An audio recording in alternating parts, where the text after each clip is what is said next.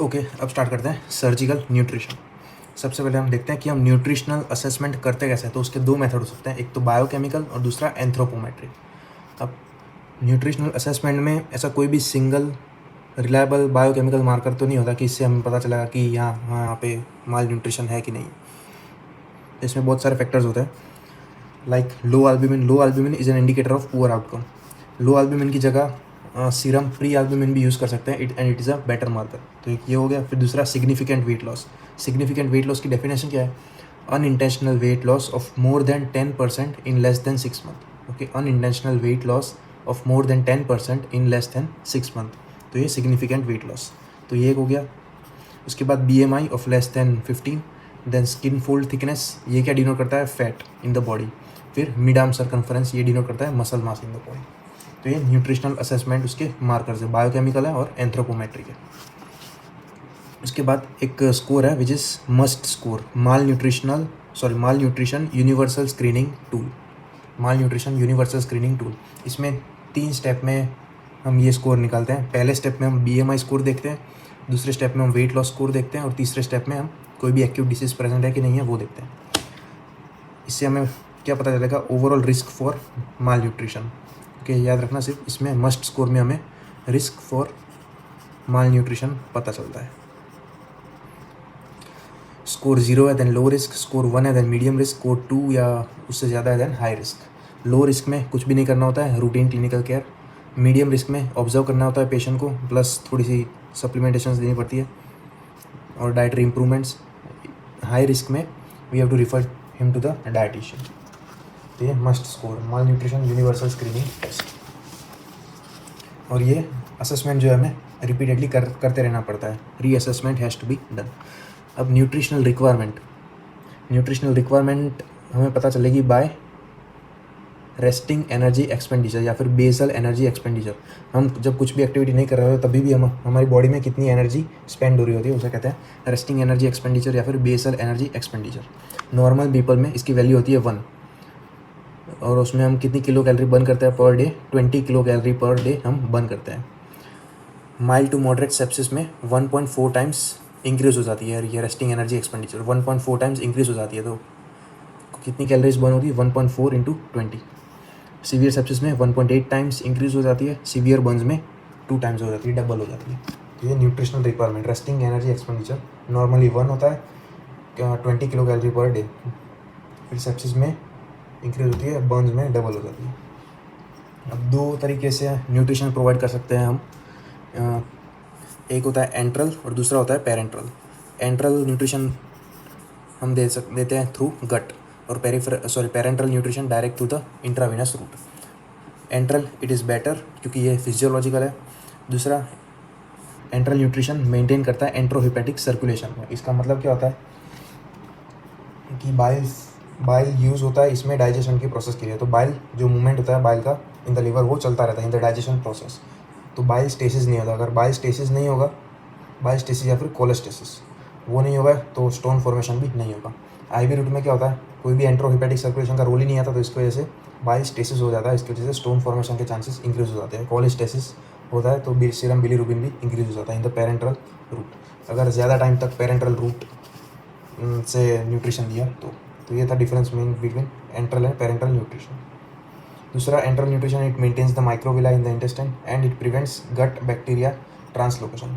हमारे इंटेस्टाइन में भी बैक्टीरिया होता है, अगर उनको फूड नहीं मिला तो फिर वो क्या करेंगे? ट्रांसलोकेट करेंगे दूसरी जगह पे और वहाँ पे इन्फेक्शन करेंगे। तो enteral nutrition prevents gut bacteria translocation. तो ये डिफरेंस होगा। पहले देखते हैं enteral nutrition. Enteral nutrition best route is through oral cavity. Enteral nutrition में सिर्फ ओरल रूट नहीं आता, बाकी बहुत सारे रूट्स आते हैं, लेकिन बेस्ट जो है वो थ्रू ओरल कैविटी। सपोज अगर पेशेंट ओरल कैविटी के थ्रू नहीं ले सकता, पेशेंट कैनॉट ईट, देन हम रिक्वायरमेंट देखेंगे। Requirement less than 2 to 3 weeks है या फिर requirement more than 2 to 3 week है। अगर requirement less than 2 to 3 week है देन हम गैस्ट्रिक एम्प्टिंग देखेंगे। अगर गैस्ट्रिक एम्प्टिंग अच्छी है तो फिर हम नेजो गैस्ट्रिक फीडिंग देंगे या फिर राइल्स ट्यूब के थ्रू फीडिंग देंगे। अगर पुअर गैस्ट्रिक एम्प्टिंग है, like nausea, vomiting and bloating है पेशेंट को, देन हम नेजोजिजिनल फीडिंग देंगे। Simple, if patient cannot eat, requirement is less than 2 to 3 week and have good gastric emptying, then nasogastric feeding, by Ryle's tube. And अगर poor gastric emptying है then nasojejunal feeding. उसके बाद अगर requirement ज़्यादा है और उसमें भी गुड गैस्ट्रिक एम्पटिंग है देन फीडिंग गैस्ट्रोस्टोमी। अगर पुअर गैस्ट्रिक एम्पटिंग है देन फीडिंग जेजुनोस्टोमी। तो ये सारे जितने भी ये सारे रूट्स है, different routes of enteral nutrition plus oral route. अब एक एक करके देखते हैं सबको। तो पहला राइल्स ट्यूब या फिर नेज़ो गैस्ट्रिक ट्यूब। इसकी बेस्ट पोजीशन टू इंसर्ट वो क्या होती है? Sitting. Patient should be in sitting position with neck slightly flexed. ये इसकी बेस्ट पोजीशन है to insert the Ryle's tube. Ryle's tube एक बार इंसर्ट कर दी तो हमें पता कैसे चलेगा कि वो स्टमक में पहुंच गई है कि नहीं? तो उसके लिए हम एस्पिरेट करेंगे। गैस्ट्रिक कंटेंट्स अगर प्रेजेंट है तो हम कहेंगे कि वो सही जगह पे है। दूसरा मेथड है हम एयर पुश करेंगे और उसके बाद हम ऑस्कल्टेट करेंगे ओवर द एपिगैस्ट्रियम, और वहाँ पे अगर हमें गर्गलिंग साउंड सुनाई दिया देन कहेंगे कि ये प्रॉपरली प्लेस्ड है। तीसरा है कि ये जो राइल्स ट्यूब होती है इसमें लीड प्रेजेंट होती है, 3 लीड प्रेजेंट होती है जो रेडियो ओपेक होती है। तो हम एक्सरे निकालेंगे और उसमें हमें पता चलेगा कि ये एपिगैस्ट्रियम स्टमक में है कि नहीं है। ये 3 मेथड हो गई। पहला एस्पिरेट करेंगे, उसके दूसरा एयर पुश करेंगे और ऑस्कल्टेट करेंगे, तीसरा है चेस्ट एक्सरे। इसकी लेंथ हम कैसे मेजर करेंगे? हम तो लेंथ हम पहले नोज टिप से लेके ईयर लोब्यूल तक और ईयर लोब्यूल से लेके जिफिस्टर्नम तक। तो ये हमारी इतनी पूरी लेंथ होगी राइल्स ट्यूब की। तो ये राइल्स ट्यूब था। उसके बाद दूसरा कौन सा था? पुअर गैस्ट्रिक एम्पटिंग के लिए यूज़ हो रहा था नेज़ोजेजुनल ट्यूब, उसका नाम है फ्रेका ट्यूब। फ्रेका ट्यूब, बस इतना याद रखना है। फिर अगर रिक्वायरमेंट ज़्यादा हुई तो हम यूज़ करेंगे फीडिंग गैस्ट्रोस्टोमी। ये अगर गुड गैस्ट्रिक एम्पटिंग हुई तो it is physiological, it has high aspiration risk. अगर हमने ज़्यादा फीड कर दिया पेशेंट को तो क्या करेगा? स्टमक फुल हो जाएगा, वो वॉमिट करेगा और फिर एस्पिरेशन हो सकता है। इसकी मेथड है Stamm method, Witzel method and PEG method. Stamm method में क्या होता है? हम डायरेक्ट स्टैब इंसिजन के थ्रू यहाँ पे स्टैब इंसिजन करते हैं और डायरेक्ट हम स्टमक में एंटर करके और यहाँ पे फिर ट्यूब प्लेस कर देते हैं। तो ये था स्टेम मेथड। फिर विट्ज़ेल मेथड में क्या होता है? ये सपोज हमारी स्टमक की वॉल है, हम क्या करेंगे? इसे फोल्ड करके हम फोल्ड करके एक कैनाल जैसा बना देंगे और उसके बाद हम इसे पियर्स करेंगे और फिर ट्यूब प्लेस कर देंगे। तो इसका एडवांटेज क्या है कि ये बेटर ग्रिप प्रोवाइड करता है और इजीली रप्चर नहीं होता। ये स्टेम के केसेस में ये जो ओपनिंग थी वो रप्चर हो सकती है और इसमें पेरीड्रेन लीकेज हो सकता है, लेकिन विट्ज़ेल में ये नहीं होता। तो tunnel is made and then tube is placed. फिर तीसरा मेथड है PEG, which is percutaneous endoscopic gastrostomy. इसमें हम एंडोस्कोप के थ्रू अंदर जाते हैं स्टमक में और इसमें एक लाइट प्रेजेंट होती है एंडोस्कोप में, और लाइट वो फिर जलेगी तो हमें बाहर की तरफ दिखेगी कि यहाँ पे स्टमक प्रेजेंट है और फिर हम वहाँ पे ट्यूब प्लेस कर देंगे बाय पियर्सिंग। तो ये 3 method, Stamm, Witzel and PEG method. Feeding gastrostomy, feeding jejunostomy में ये 2 मेथड यूज़ होते हैं, Stamm and Witzel. PEG is for only feeding gastrostomy. और दूसरी एक चीज़, हमने एक बार पियर्स कर दिया, स्टैब इंसिजन देके ट्यूब प्लेस कर दी, तो फिर हम उसे पर्स स्ट्रिंग सूचर से फिक्स कर देंगे। तो पर्स स्ट्रिंग सूचर,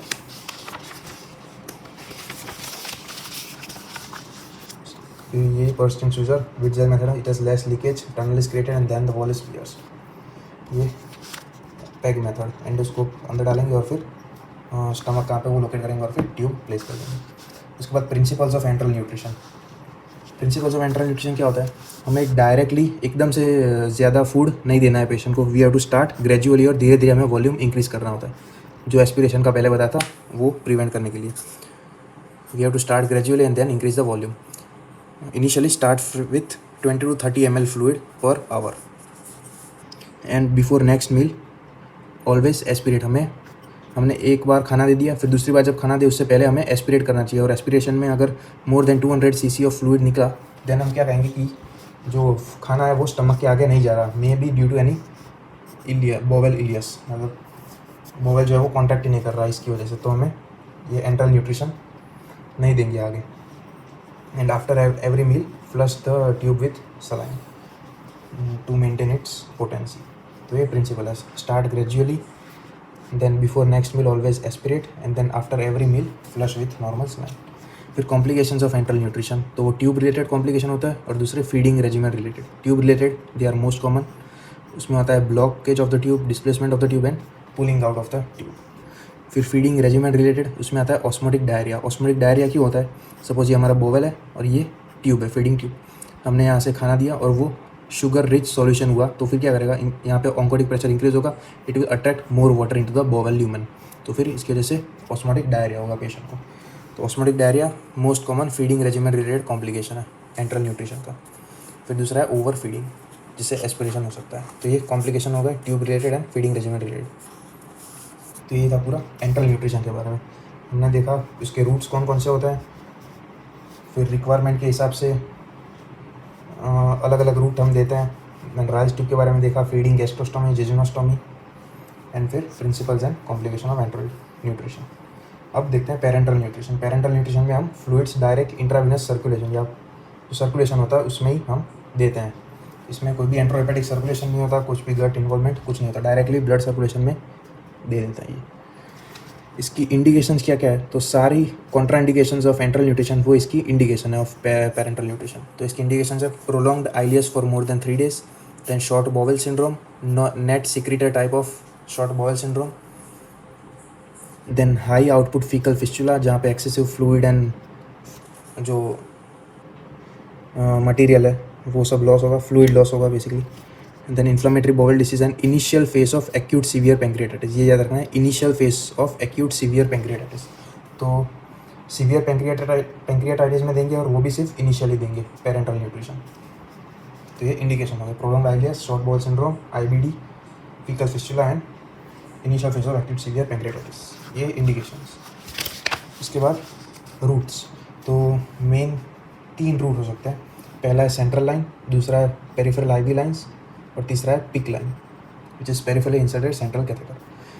जो मोस्ट प्रीफर्ड वो है या बेस्ट रूट वो है सेंट्रल लाइन, लीस्ट प्रीफर्ड वो है पेरिफेरल IV लाइन, क्योंकि इसमें इंक्रीज चांसेस ऑफ थ्रोम्बोफ्लेबाइटिस होता है due to sugar rich solution. Most preferred is central line, it is the best route. Central line में मोस्ट कॉमन यूज्ड वेन वो है internal jugular vein, लेकिन most common used vein in total parenteral nutrition वो है subclavian when. Okay, याद रखना है subclavian when. इसके रीज़न है वो भी आगे देखते हैं। एक बार सेंट्रल लाइन हमने इंसर्ट कर ली तो उसके बाद always we have to do chest X-ray, ताकि उसकी प्रॉपर पोजिशनिंग हुई है कि नहीं वो हमें पता चले। और उसकी प्रॉपर पोजिशनिंग कहाँ पे होगी, it should have been placed at the junction of right atrium and superior vena cava. कि जो सेंट्रल लाइन इंसर्शन है वो कहाँ पे प्लेस होनी चाहिए, eight the junction of right atrium and superior vena कवा, यहीं कहीं पे।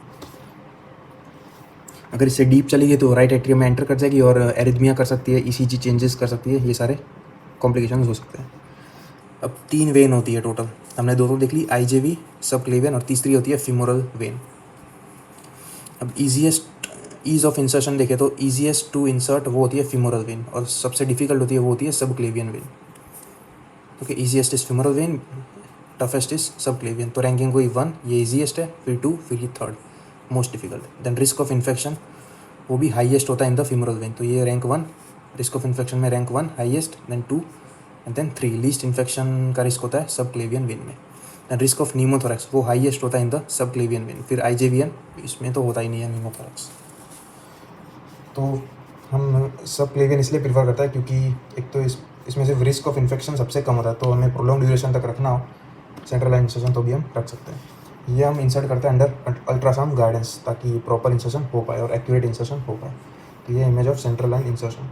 ये चेस्ट एक्सरे है जहाँ पे tip, central line tip should lie at the junction of superior vena कवा एंड राइट एट्रियम। तो ये सेंट्रल लाइन। उसके बाद pick line, peripherally inserted central catheter. इसमें होता क्या है कि it is inserted like a cannula, but इसकी टिप जो होती है it acts like a central line, लेकिन इसकी टिप जो होती है वो सेंट्रल लाइन जैसे दिखती है। ये हम इंसर्ट तो करते हैं पेरिफेरी में like cannula. It is use for nutrition, chemotherapy and prolong antibiotic therapy. ये हम 3 to 4 वीक्स के लिए रख सकते हैं। फिर हमने देख लिया कौन से रूट थे, सेंट्रल लाइन, पिक लाइन। अब टोटल पेरेंटल न्यूट्रिशन में होता क्या क्या है, तो इसमें 2000 किलो कैलोरीज होती है, क्योंकि एक TPN के पैकेट में ये 1 लीटर या 2 लीटर 1 लीटर या 2 लीटर सॉल्यूशंस होता है। इसमें फैट कंटेंट होता है, प्रोटीन कंटेंट और कार्बोहाइड्रेट कंटेंट होता है। कोई कोई किसी में प्रोटीन नहीं होता, ओनली फैट एंड कार्बोहाइड्रेट होता है। कि 3 चीज़ें हो गई, फैट, प्रोटीन एंड कार्बोहाइड्रेट। सबसे ज़्यादा जो होता है वो होता है कार्बोहाइड्रेट, फिर फैट और फिर प्रोटीन। तो कार्बोहाइड्रेट 50%, फैट 30%, प्रोटीन 20%। फिर based on the carbohydrate content इसे हम 2 टाइप में डिवाइड कर सकते हैं TPN को, high osmolar and low osmolar. High osmolar में हाई लेवल कार्ब होते हैं, लो ऑस्मोलर में लो लेवल कार्ब होते हैं। हाई लेवल ऑफ कार्ब हुए तो कार्ब्स हुए तो उसकी वजह से क्या होगा, ज़्यादा CO2 प्रोड्यूस होगा। क्यों? क्योंकि कार्बोहाइड्रेट जब ब्रेक करता है तो CO2 एंड वाटर रिलीज करता है। तो increase carbohydrate means increase CO2 levels. तो CO2 लेवल्स इंक्रीज हो गए तो पेशेंट जो रेस्पिरेटरी वर्क करना होगा फॉर वेंटिलेशन वो ज़्यादा होगा, तो रेस्पिरेटरी क्वोशंट वो मोर देन 1 हो जाएगा। Plus there is increase risk of thrombosis. तो हाई ऑस्मोलर TPN वो हमें अवॉइड करना चाहिए in patient with respiratory failure and COPD। Okay, high osmolar TPN should be avoided in patient with respiratory failure and COPD। ऐसे case में हमें लो osmolar TPN use करना चाहिए। फिर रीनल फेलियर में हम लो क्वांटिटी TPN देंगे, हाई क्वांटिटी नहीं देंगे ताकि किडनी पे लोड ना आए। लो क्वांटिटी TPN देंगे विथ हाई कार्बोहाइड्रेट ताकि एनर्जी सोर्स वो अच्छा रहे। तो रीनल फेलियर में लो quantity TPN with high carbohydrate.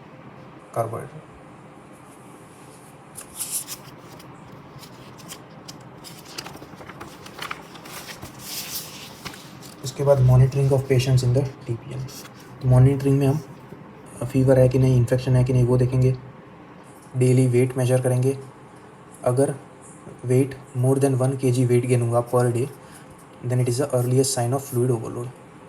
तो फ्लूइड ओवरलोड में वेट गेन जो होता है वो मोर देन 1 kg होता है per day, it is sign of fluid overload. Ideally weight gain should start from day 5 to day 7। हम मॉनिटरिंग करेंगे एक तो daily weight, then renal function test, liver function test once a week, then serum electrolyte twice a week. Monitoring of patients in TPN। फिर complications of TPN। Complication TPN again central line related और food regime related. Central line regime में हमने पहले देखा pneumothorax, फिर arrhythmia, CHF, thrombosis, air embolism, migration of central line. लेकिन जो most common हुआ है catheter related sepsis. Catheter related sepsis अगर पेशेंट में फीवर, कोई भी पेशेंट को फीवर हो plus there is catheter in situ, then हमें सस्पेक्ट करना चाहिए कि ये कैथेटर रिलेटेड सेप्सिस हो सकता है। तो हम क्या करेंगे, हम कल्चर सेंड कर देंगे after removal of the central line. तो ये सेंट्रल लाइन रिलेटेड कॉम्प्लिकेशन। फिर फीडिंग रेजिम रिलेटेड कॉम्प्लिकेशन, उसमें मोस्ट कॉमन ओवरऑल है, most common overall complication of TPN वो है हाइपरग्लाइसीमिया। वो है हाइपरग्लाइसीमिया। फिर दूसरा है एक्सेस वेट गेन। फिर है कोलेस्टेसिस जो पहले मैंने बताया था, इंक्रीज बिलीरुबिन। और जब हम LFT करेंगे इसमें इंक्रीज बिलीरुबिन आया तो हम क्या करेंगे, we will stop the TPN। फिर micronutrient deficiency most common is zinc, then electrolyte imbalance and last में refeeding syndrome. Refeeding syndrome most important, ये हम डिटेल में देखते हैं। तो ये feeding regimen related complication, hyperglycaemia, weight gain, cholestasis, high bilirubin, micronutrient deficiency, electrolyte imbalance and refeeding syndrome. Refeeding syndrome इसमें ये होता कब है, it develop when large quantity of TPN is given to the chronic malnourished patient. Large quantity of TPN दे देंगे in chronic malnourished patient. अब जो मालनरिश्ड state होता है वो एक कैटाबॉलिक स्टेट होता है, इसमें बॉडी का ब्रेकडाउन हो रहा होता है। लेकिन जब हम suddenly large quantity of TPN दे देंगे तो जो मेटाबॉलिक स्टेट है वो एनाबॉलिक स्टेट में कन्वर्ट हो जाएगा। तो इसकी वजह से क्या होगा, सेल्स जो है वो ज़्यादा इलेक्ट्रोलाइट्स यूज़ करेंगे फॉर रीजनरेशन। तो इसकी वजह से बॉडी में हाइपोकैल्सीमिया हो जाएगा, हाइपोफॉस्फेटेमिया, हाइपोमैग्नीसीमिया, हाइपोकैलीमिया, हाइपोनेट्रीमिया, सब कुछ कम हो जाएगा। प्लस हम TPN दे रहे हैं तो फ्लूइड ओवरलोड भी होगा, उसकी वजह से एरिथमिया है, congestive heart failure.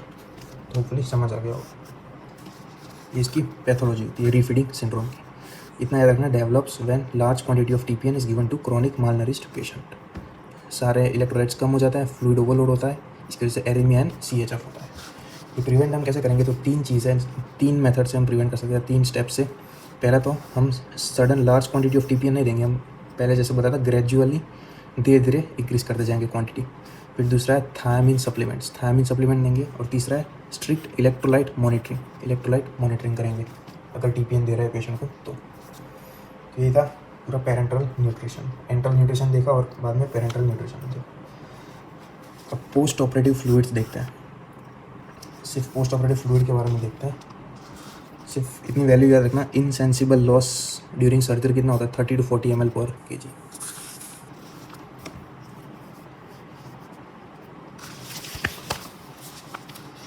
Post operative fluids कौन कौन सा होता है, क्रिस्टलॉइड्स एंड कोलॉइड्स। हम पहले क्रिस्टलॉइड्स देते हैं पेशेंट को, जो है RL या RL का दूसरा नाम है हार्टमैन्स फ्लूइड, फिर NS एंड DNS। RL जो होता है उसमें सिर्फ उसमें ही लैक्टेट प्रेजेंट होता है, बाकी किसी में प्रेजेंट नहीं होता। तो ये हो गया RL, NS and DNS। DNS में शुगर भी प्रेजेंट होता है। पहले हम क्रिस्टलॉइड देंगे, उसके बाद हम कोलॉइड देंगे। कोलॉइड क्या होता है? Basically they are used for volume expansion. अगर बॉडी में वॉल्यूम एक्सपांड करना हो तो हम कोलॉइड देंगे। तो ये सारे 3 एग्जांपल ऑफ कोलॉइड। फिर स्पेशल सिचुएशन, हेड इंजरी के केसेस में हम डेक्सट्रोज अवॉइड करेंगे। क्यों? क्योंकि dextrose will cause again cerebral oedema due to high sugar content. तो हेड इंजरी के केस में हम IV मैनिटोल देंगे to reduce the intracranial tension. और दूसरा, रीनल फेलियर में हम पोटेशियम रिस्ट्रिक्ट कर देंगे, क्योंकि पोटेशियम एक्सक्रीशन की जो फंक्शन होता है वो कम हो जाता है इन रीनल फेलियर। तो इससे वजह रीनल फेलियर में पोटेशियम कम कर देंगे। हेड इंजरी में हम डेक्सट्रोज नहीं देंगे, उसकी जगह IV मैनिटोल देंगे टू रिड्यूस इंट्राक्रैनियल टेंशन। उसके बाद लास्ट पॉइंट है वो कंपोजिशन ऑफ GI सिक्रेशन। ये सारा GI सिक्रेशन है, इसमें से मैक्सिमम पोटेशियम प्रेजेंट होता है in the saliva, maximum bicarbonate present होता है इन द पैंक्रियास। तो यही याद रखना है। तो यही था पूरा सर्जिकल न्यूक्लियर